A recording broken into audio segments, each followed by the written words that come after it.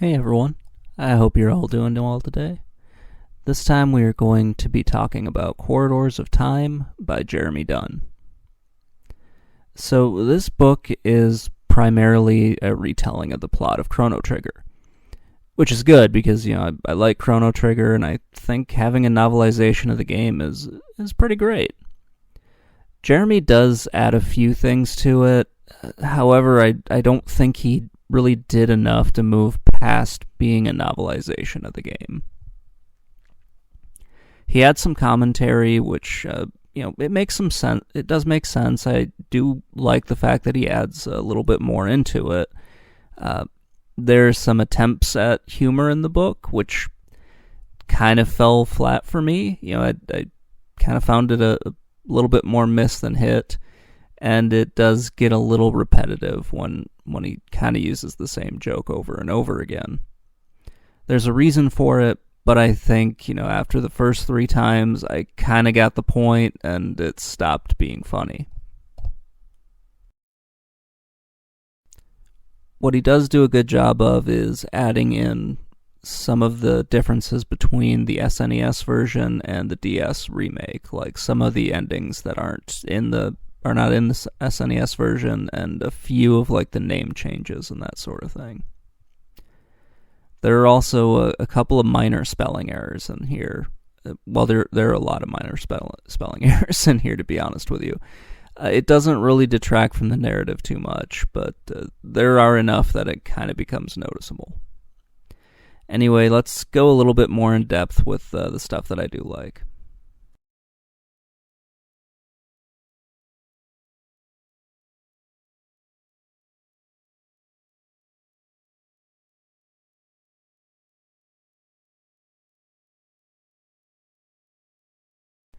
So as I mentioned, I think having a novelization of Chrono Trigger is a good idea.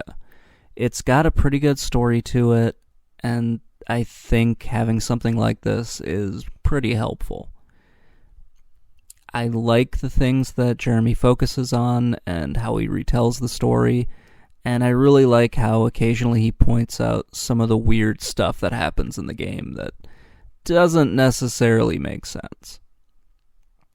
Specifically when a character appears immediately after an event, like like when you're getting the rainbow shell and you have the courtroom scene at the end of it, and Malachor just kind of appears at the very end to tell you that, hey, I want to make some armor out of the rainbow shell, and it's not really sure how he got there so fast and how he knew about the rainbow shell. You can imagine that he gets told off screen, but dude shows up really fast, and this happens quite a few times. Jeremy also talks about just how characters are able to get to certain places. Malachor is the one that kind of pops up the most often because the dude just kind of teleports around, and you're sort of meant to assume that he took the same path to, get to where you are, and it doesn't always make a whole lot of sense. Another cool thing that happens is at the very end when Jeremy walks you through all of the alternate endings and how to get them. I really liked when he talked about the DS exclusive endings because I never played the DS game or the DS version of this, so it was kind of cool to hear about those. And, he points out some of the other differences between the SNES and the DS versions. I think when he gets into the fan theories and that sort of thing, I think that's when he does a really just an excellent job, especially when he's explaining why he either agrees or disagrees with them, or why they just probably can't work. He doesn't do this often enough in the book, but the few times he does, they're pretty cool. He also talks a lot about Luca's technical ability in this, which I never thought of before, but I completely agree with him. She, in theory, should be just running this world. No one should really be able to stand up to her, and they're really lucky that she didn't become a supervillain. I can just imagine her having her own volcanic lair like Azala does. he also points out, just how it's kind of strange that guns appear throughout every single time period for her. I don't know how the prehistoric people are making guns or why they're not using them to kill the reptiles, but yeah, they just kind of are. It's one of the instances where the humor in the game the humor in the book kind of works for me. And, that's when I sort of like it. Yeah, but for the most part, it's not, I don't really like the humor too much, but I'm going to stick with the positive stuff here.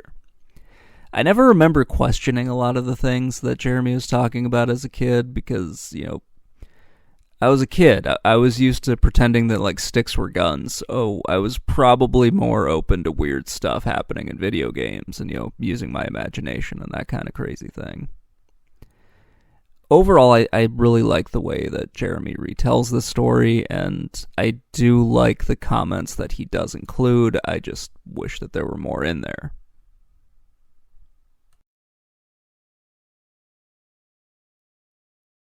There really wasn't a lot that I didn't like about this book.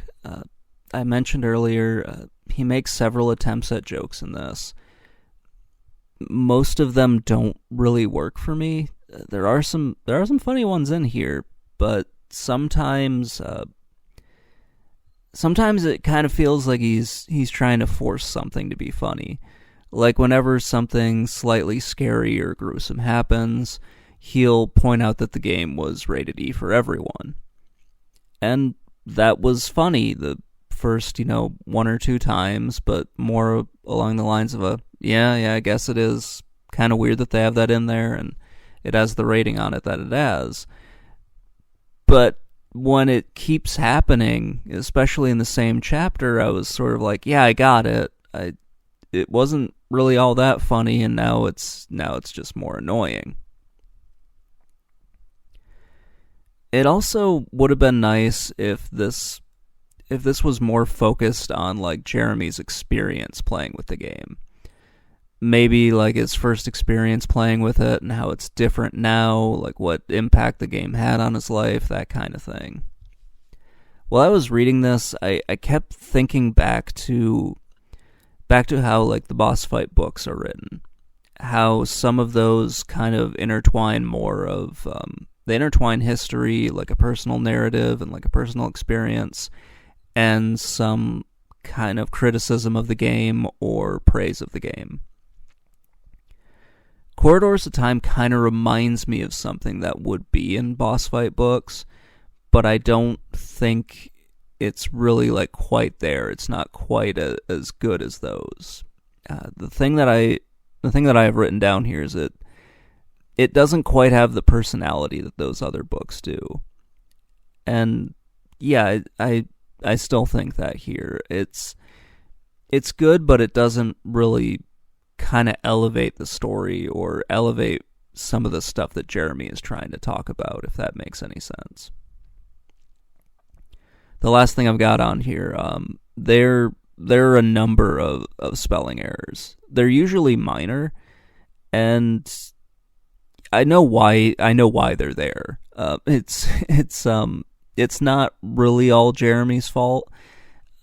Because this was self-published, it kind of looks like when MS Word's spell check kind of fails you. Like you're spelling the, but instead you spell he, and MS Word goes, well, that's spelled right, even though it's the wrong word.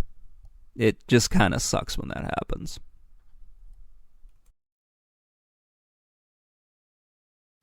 Okay, I wanted to single this part out because I think it's probably the best part of this book. It was the one where I was really like, yeah, he's totally right. That has to do with the overall plot of Chrono Trigger. And I want to say, yes, Jeremy is 100% right on this. The motivations for why Chrono, Marley, and Luca are doing what they're doing don't make any sense. Because if you think about it, they were born in the year 1000. They're going to be long dead, and everyone they know are long dead by the time Lavos emerges in 1999. So they there are no stakes for them. Like, if they just go back home and completely ignore what they saw in the future, nothing changes for them.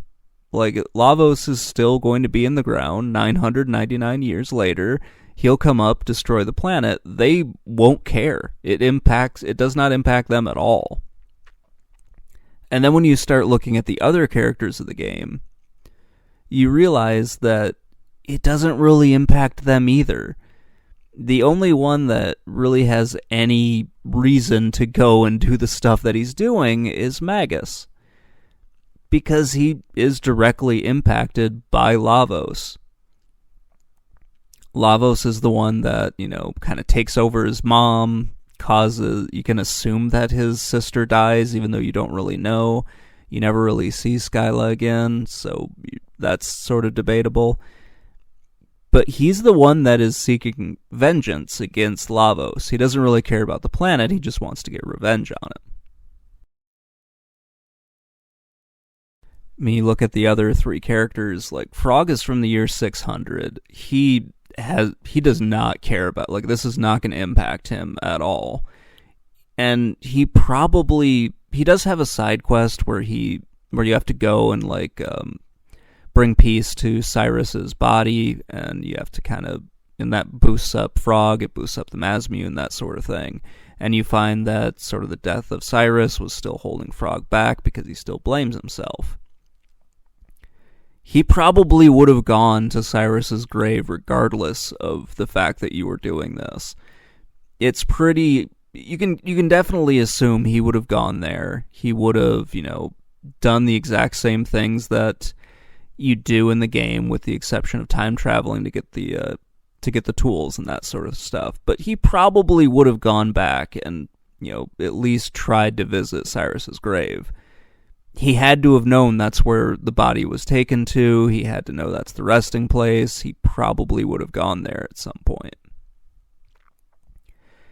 Isla's a Neanderthal from 65 billion BC. There is absolutely no reason for her to care about this, aside from the fact that she likes beating people up. And she likes strong people, so she decides to follow Chrono because he's strong. And she has enough to deal with already. And you really look at what happens. Lavos helps her by killing off Azala and the other reptites. So, yeah, she's not really impacted by this very much either. And I would argue that Robo doesn't even really have much of a reason either. I mean, you find him and he's already deactivated and has been deactivated for a while. He's been shut down. It's in his programming to help humanity, and that's probably why he goes to help. But, if Luca hadn't repaired him, he wouldn't have known the difference. He would have just stayed there. Eventually the machines would have found him, fixed him back up, and he would have just lived in their weird robot utopia that I think Mother Brain was creating.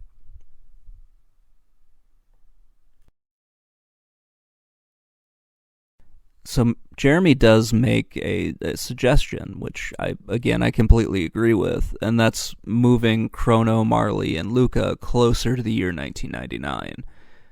I think he says if it took place in like the mid-90s, I would say even moving it to like 1990 would help, because at least then, they know that everybody's going to die in 9 years. It's more impactful for them. They have a reason to go and try to stop Lavos. Because, it really wouldn't give the others a whole lot of a reason, but they probably would have been able to convince them, just saying, hey, our world's going to get destroyed and it's going to kill everyone we love. We don't really want that. And Frog and Isla would definitely have gone along with it.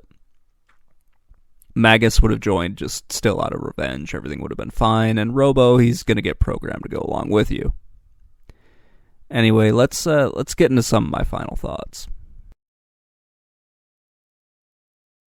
So, despite like the really minor problems I have with this book, and they are very minor, like it's most of this, like all of the humor and everything, that's all personal preference stuff, so that probably won't impact anyone else's decision.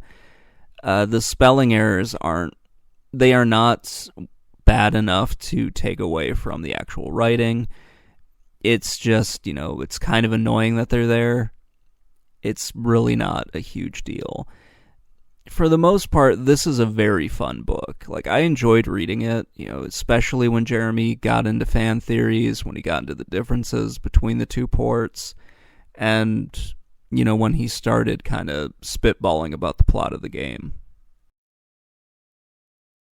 I would say if you're a fan of Chrono Trigger and you just kind of want to read some pretty good analysis on the game and hear somebody else's thoughts on it, or read someone else's thoughts, then, definitely check out The Corridors of Time. It's a pretty good book for what it is. Anyway, guys, that's going to wrap things up. Let me know what you think in the comments below, and have a great day, everybody. Bye.